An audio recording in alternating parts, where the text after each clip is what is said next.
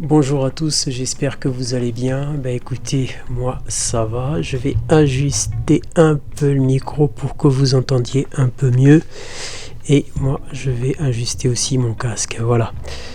Alors je ne sais pas si vous avez regardé comme moi l'intervention du président, notre président de la République, au sujet de la guerre entre la Russie et l'Ukraine. Mais sincèrement, je me dis qu'il ne faut pas s'empresser d'aller vers un conflit frontal avec la Russie, parce que déjà je pense qu'on n'est pas prêt. Et il y a beaucoup de médias qui disent que la France n'est pas prête militairement et qu'on ne pourrait pas tenir plus de 48 heures. J'ai entendu ça, faites vos vérifications, j'ai pas les sources avec moi. Maintenant, sincèrement, si on peut éviter une troisième guerre mondiale, ça serait une bonne chose, sincèrement. Parce que, je vous le dis, on n'est vraiment pas prêt et connaître un temps de guerre, c'est vraiment un problème. Alors vous vous rappelez de la période lorsqu'il y a eu les pénuries alimentaire au niveau de l'huile, vous avez vu tout ce que ça a fait. Maintenant, on sait très bien que les produits de première nécessité en temps de guerre coûtent très cher. Il s'installe ce qu'on appelle le marché noir.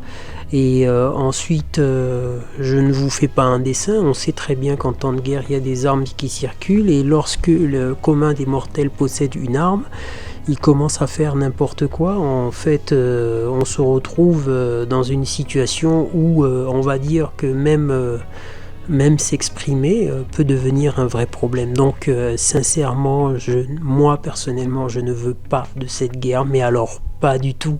Et je pense que la majorité des Français ne veulent pas de ça. Et quand on regarde aussi certains pays se sont détournés, on va dire, de cet avis d'envoyer des troupes au sol en Ukraine. Donc beaucoup sont contre ça. Aider un pays à coup de matériel, les pays sont encore d'accord, mais s'il faut maintenant entrer en guerre frontale, ce n'est pas la peine. Je trouve que c'est une mauvaise idée et on n'est pas prêt pour ça. On n'est pas prêt à vivre des temps troubles, parce que s'il y a quelque chose, s'il y a une guerre, une prochaine guerre, là, il ne s'agit pas d'une petite guerre entre deux pays, hein. Non, il s'agit pour moi, et je pense avoir raison, d'une troisième guerre mondiale. Je suis sûr que vous pensez comme moi.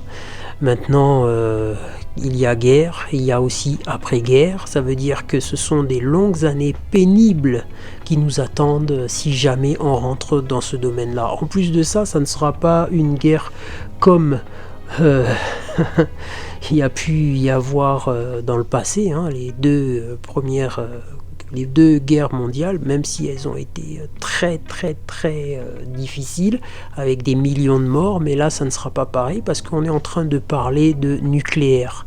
Et le nucléaire, je ne vous fais pas un dessin, certains pays peuvent en témoigner. Je parle du Japon, avec Hiroshima et Nagasaki, dont il y a suffisamment de documents pour comprendre que c'est vraiment horrible. Donc n'allons pas sur ce chemin, n'allons pas dans cette direction, excusez-moi.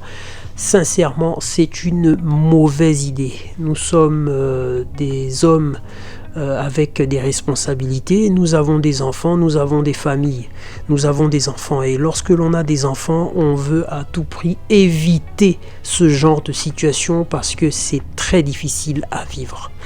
Voilà, c'est les paroles là d'un père de famille, et je pense que certaines personnes devraient en prendre de la graine. Maintenant, alors, on va passer à autre chose. Brigitte Macron, démêler la vérité derrière les rumeurs.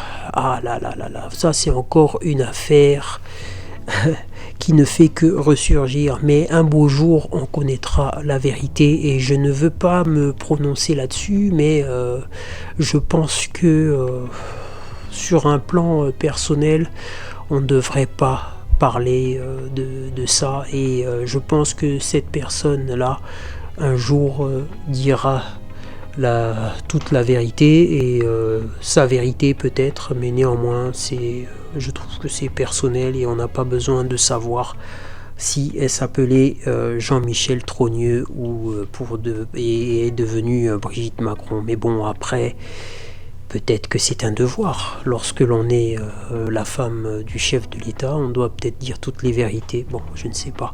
Maintenant, voilà. Alors, qu'y a-t-il d'important maintenant sur YouTube? Belgique, la charia, lentement mais sûrement. Ouh là là là là là.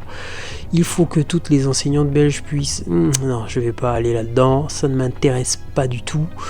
Voilà, 20 tonnes de vivres déchargées, bande de Gaza. La cargaison du premier bateau d'aide humanitaire a été déchargée. Ben, c'est une bonne chose. Présidentielle en Russie, un scrutin sans surprise, évidemment. Évidemment. Évidemment que c'est sans surprise. Ça ne pouvait être qu'autrement. Donc, Vladimir Poutine réélu, bon, ben, ça c'est sûr, ce n'est pas un scoop. Ça fait quelques jours déjà que c'est passé. Voilà.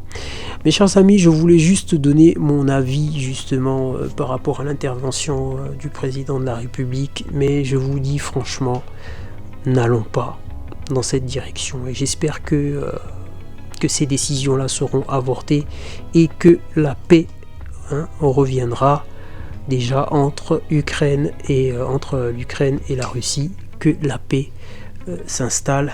Et on va voir les choses, et je pense qu'il faut aller vers une table de négociation. Il faut parler et négocier. Voilà, il faut que les deux là puissent négocier maintenant, quoi. Voilà, tout simplement.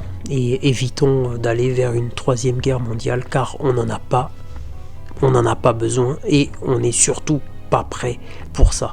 Mais je me souviens qu'à un moment donné, Emmanuel Macron avait dit que le temps de l'abondance et de l'insouciance est terminé. Il l'avait dit il y a quelques temps. Donc est-ce que c'était en prévision? Voilà, parce que des fois il y a quelques petites informations qui tournent sur les réseaux sociaux et qui disent que cette guerre était préparée depuis longtemps, et c'est pourquoi voilà, il y a eu pas mal de paroles qui faisaient allusion à certains grands changements au niveau de la France, mes chers amis.